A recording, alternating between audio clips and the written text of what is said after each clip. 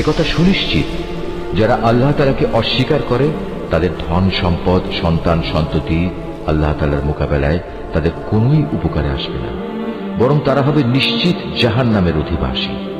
সেখানে অনন্তকাল তারা পড়ে থাকবে।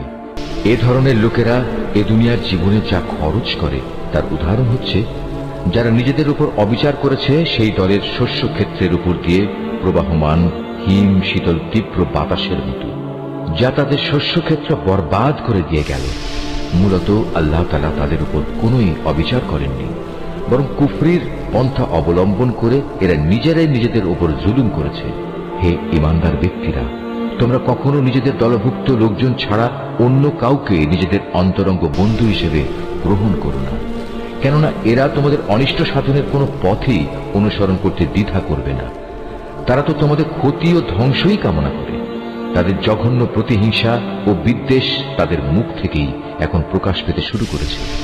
অবশ্য তাদের অন্তরে লুকানো হিংসা ও বিদ্বেষ বাইরের অবস্থার চাইতে মারাত্মক।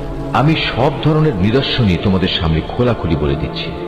তোমাদের যদি সত্যি জ্ঞান বুদ্ধি থাকে তাহলে তোমরা এ সম্পর্কে সতর্ক হতে পারবে।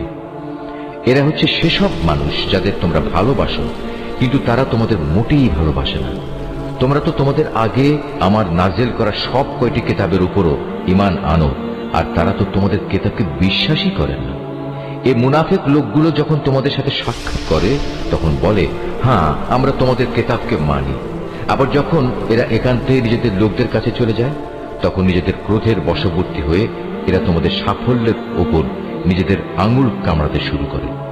তুমি তাদের বলো, যাও নিজেদের ক্রোধের আগুনে নিজেরাই পুড়ে মরো।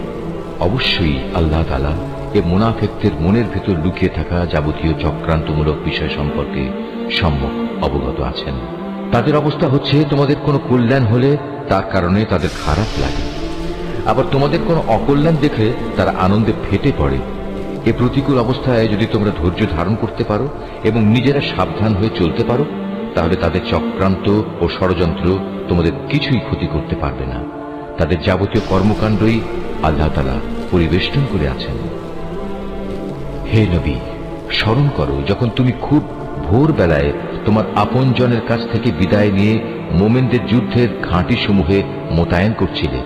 তখন তুমি জানতে আল্লাহ তাআলা সব কিছু শোনেন এবং তার বান্দাদের তিনি ভালো করেই জানেন, বিশেষ করে সেই